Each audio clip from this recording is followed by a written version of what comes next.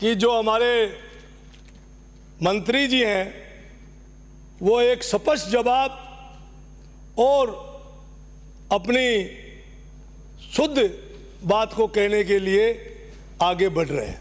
मैं उसका स्वागत करता हूं कि कम से कम अपनी इच्छा शक्ति को मजबूती से दर्शा रहे हैं। यह भी एक स्वागत योग्य कदम है। अब बात आती है कि हम निकायों में, नगर विकास में क्या काम हो रहा है।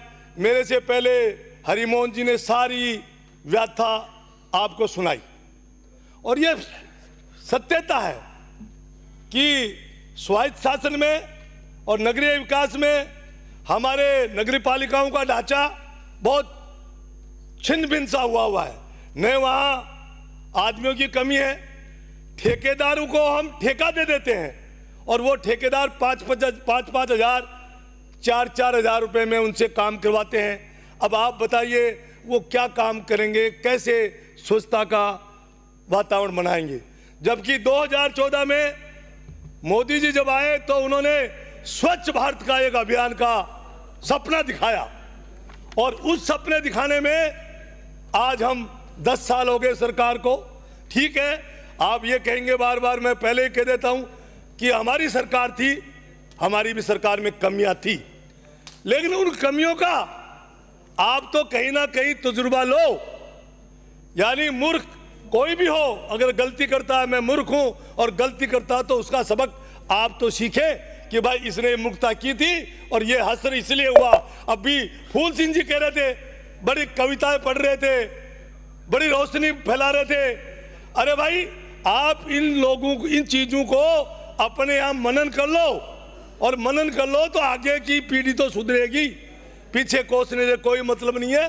तो मेरे यहाँ फुलेरा में मैं माननीय मंत्री जी को यह बताना चाहता हूं आपके माध्यम से कि रेनवाल नगर पालिका में एक गंदा नाला है जो पिछले 60-70 साल से होकर हॉस्पिटल के बराबर में से गुजरता है और उसमें मरे हुए जानवर और सड़ते रहते हैं। पूरा शहर के अंदर से निकलता है। उसकी निकासी की व्यवस्था अगर मंत्री जी करें तो मेरे लिए एक खुशी की बात होगी। कुछ मंत्री जी ने अपना, मंत्री जी हमारे किसान वर्ग से और मजदूर वर्ग से आते हैं।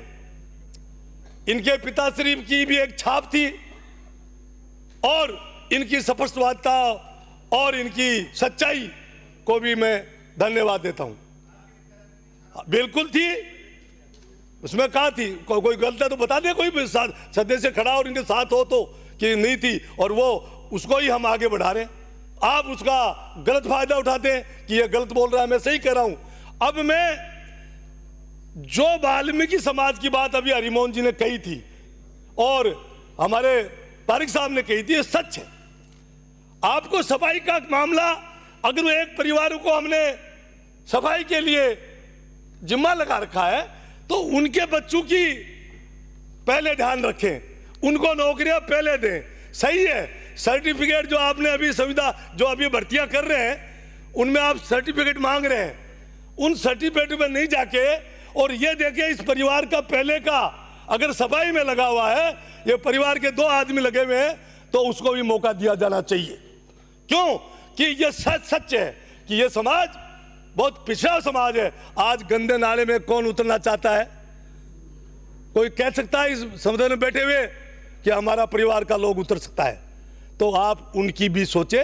मैं आपके माध्यम से मंत्री जी को ये कहना चाहता हूं कि इस समाज के बारे में गंभीरता से सोचें और ये ठेका प्रणाली है, इसको खत्म करें। आप खुद अपने यहां नौकरी पे लगाएं, उनसे अच्छा काम लें। और दूसरी बात है गंदे पानी की निकासी। हर नगर पालिका में गंदे पानी की निकासी का बहुत ही व्यवस्था खराब चल रही है। ऐसा ही आज आप एक राजस्थान टाउनशिप पॉलिसी 2024 का प्रारूप तैयार करने जा रहे हैं।